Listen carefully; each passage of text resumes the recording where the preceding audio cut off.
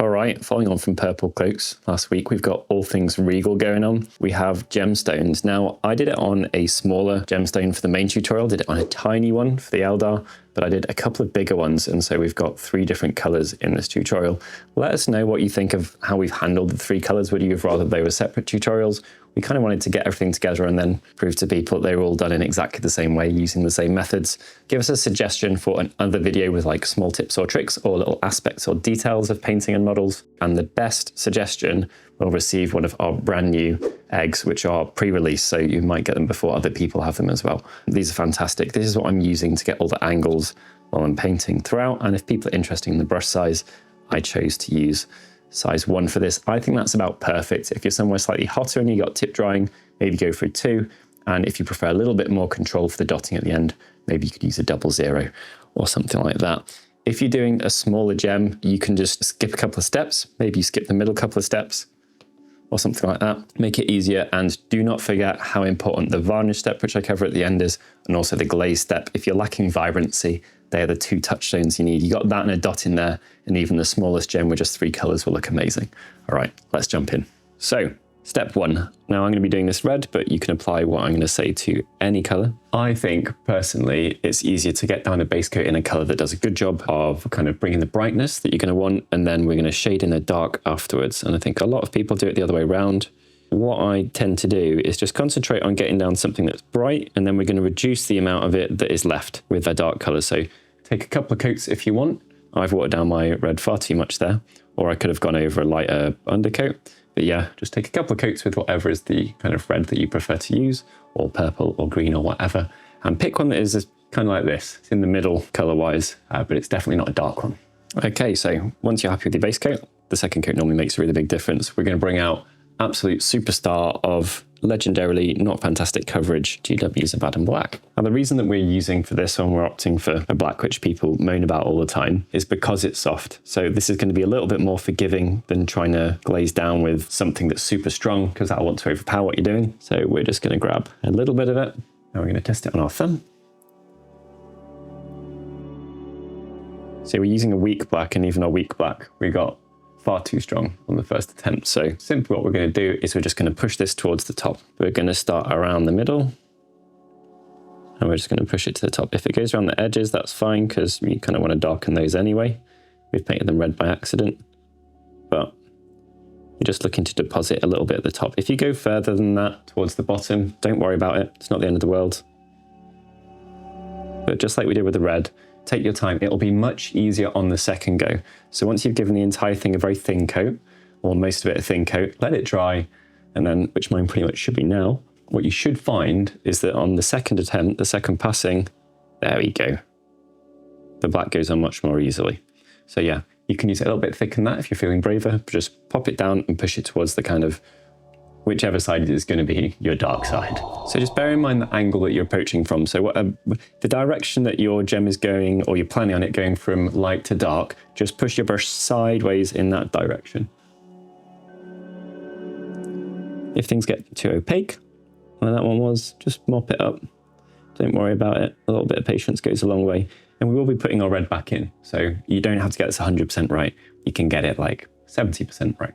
Very simply now, just back to the red, and you're going to do exactly what we did with the black, but you're going to do it in the direction of the red. So test it elsewhere, make sure it's not too strong, and pull it down towards the bottom where you want the most of it. This will fix your mistakes, and you've got to remember that gems have got kind of natural variance in them anyway, so it's absolutely not the end of the world if you know, this isn't like a perfectly smooth transition.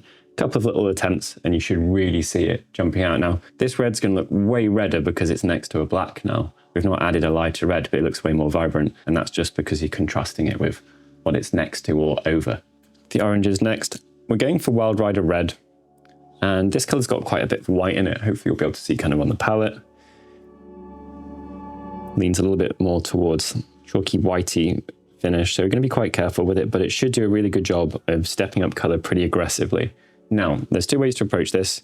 You can, if you're feeling confident, paint a little crescent, or if you're feeling still a little bit worried and anxious, dilute it, and you're just going to do exactly what we've done before, but you're aiming to do a small one. What I would do here is, if you were painting it front on, tip it and come from the bottom And then you're just going to do a little smaller version of what we've been doing so far. There we go. Be realistic with your expectations. It's hard to get it perfect, but have a little look, then get in really close, or take a picture on your phone and zoom in, have a think about it. If it's okay, then you're good to continue. Nearly done with our colored steps. Just added a little bit of Fire Dragon Bright to the color. And now, again, thinking about angles, I'm going to turn it, I'm right-handed. If you're left-handed, it'd be kind of a mirrored version of this. I'm going to turn it at an angle where I can just dink the bottom corner.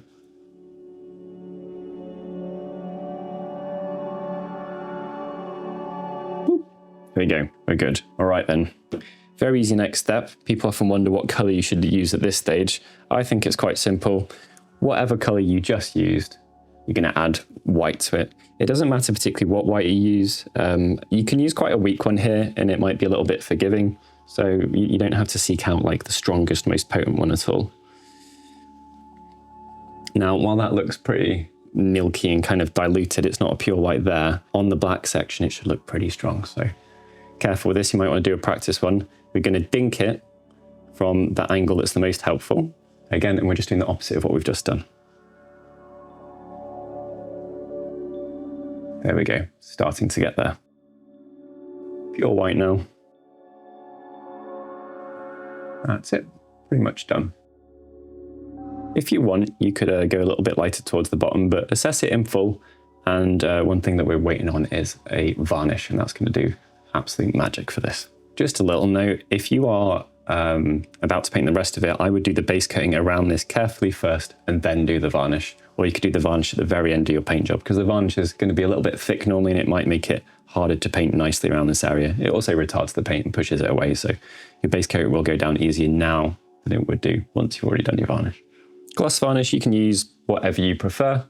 For this, everyone's got a favourite, I think. I'm just using a Vallejo one. Citadel's Art Coat will be fine though. So yeah, pick whichever one you know and like, and if you don't know or like one, they're both very popular, the two that I've listed. Make sure you dilute it a little bit and then try and keep it within the kind of the full range of your gem. And that'll deepen your colours as well, which is a bonus. Done. Now you are kind of getting two reflections here. I could see an argument for not painting the white line and just glossing. That would be fine too, because you'll just get whatever reflection is naturally coming from the room or the environment that you're in. Like we've got in the middle of the gem here. Now it's at the side. Now it's at the top. Yeah, up to you. Obviously, if you don't know how to paint the white line, it's easier and faster. Okay, so we promised glazing. Now, don't get afraid. We're going to make it very, very simple. So I'm going to take a deep green here, like Lupercal. You could be doing this with kind of a deeper version of your starting color. If you're interested in deeper versions of colors as a tutorial, I've got a really popular one where I call them X Factor colors, ones that kind of level up the colors you're using just by adding them in the shadows. I've got a really good contrast-based video on that was very popular, where we did some Tyranids. Okay, so we made a really wet version of that. Very, very safe here. We're using the same brush, the size one that I've been talking about. Check out the link below if you're interested in them. Final test. Now, the basics of glazing on something like this, it's going to do very little over the darkest area, the black, and it's going to do a lot more over the lightest area, or a white. We've made it really thin, so we can pretty much put it the same level over all of it, as long as it's not thick. All right, and hey presto, our gem looks deeper.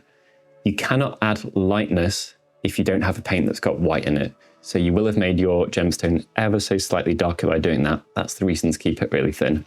What you can do is you can redot bottom and top, and then do this step, and it might work out really well. You could do a little glaze of a brighter color, like Moot or something, obviously, which look nuts when it's this size on screen. But you could do that over those white dots just to make them a bit more colorful as well. A glaze is not as scary as you think, and it's always something you've got there in your back pocket just to kind of level things up. Add the varnish to this, and the depth that you're going to get from both of those is huge, along with obviously making it look real life shiny. So they are brilliant for army painting. I hope this works out well. Give us a suggestion for another video with like small tips or tricks or little aspects or details of painting and models. If you found the tutorial useful, give us a like, give us a comment, and hit that bell notifications. We'll catch you in the next video.